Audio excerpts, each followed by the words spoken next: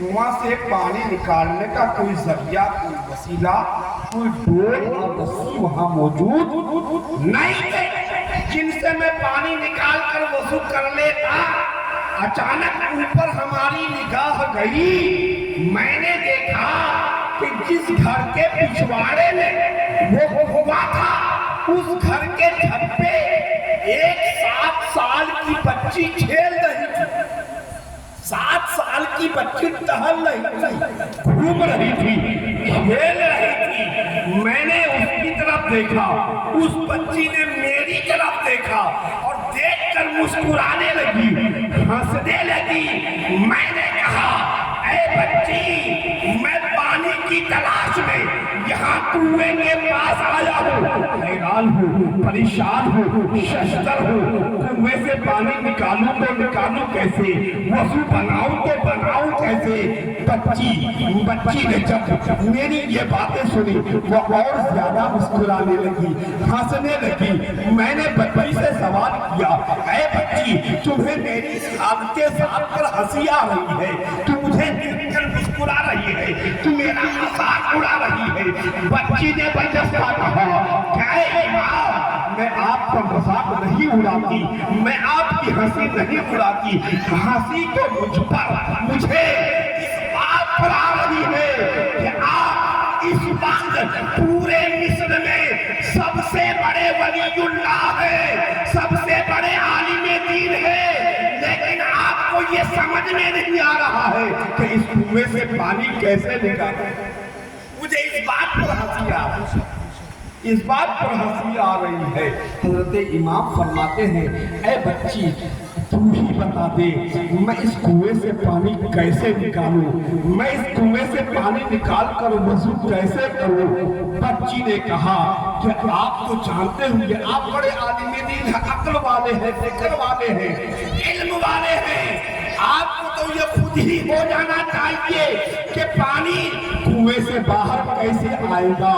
हजरत ने फरमाया, ऐ बच्ची, हमारी समझ में चाहे जो कुछ भी आ रहा हो, मैं तुम्हारी जबान से सुनना चाहता हूँ कि तुम्हारे पास कुएं से पानी निकालने का तरीका और क्या क्या है। बच्ची ने कहा, आप ठहर जाएं। हजरत इमाम फरमाते हैं, मैंने देखा बच्ची छत पर से ही जरा अपने आप को नीचे झुकाती है, नीचे झुकाती है, और नीचे झुकाने के बाद उस कुएं में वो अपने मुंह से थूक देती है। इमाम फरमाते हैं, कसम खुदा की, मैंने देखा कि अभी उस बच्चे की थूक कुएं के अंदर पहुंची भी न थी कि उससे पहले कुएं का पानी बाहर आ गया, कुएं का पानी बाहर आ गया, और मैंने बाहर आए हुए उस पानी से वजू कर लिया।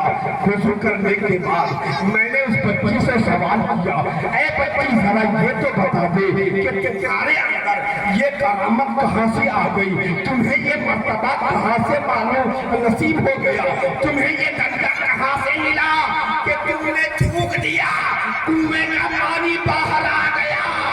बच्ची कहने लगी कि हजरत सुनिए, जब से हमने होश संभाला है, सुबह से लेकर रात तक, जब कभी भी हमें मौका मिलता है, मैं अपने नबी पर दुरूद पाक पढ़ती हूँ, मैं अपने नबी पर दुरूद पाक पढ़ती हूँ, और दुरूद पाक पढ़ने की वजह से अल्लाह तबारक व तआला ने हमारी ज़बान में वो तासीर पैदा कर दी है। मैं जिधर थूक देती हूँ और जो नियत कर लेती हूँ वही हो जाती है। अल्लाहु अकबर। तो 7 साल की बच्ची की ये करामत और ये मर्तबा देखकर हज़रत इमाम मोहम्मद इब्न सुलेमान जज़ूली रहमतुल्लाह अलैह ने कसम खा ली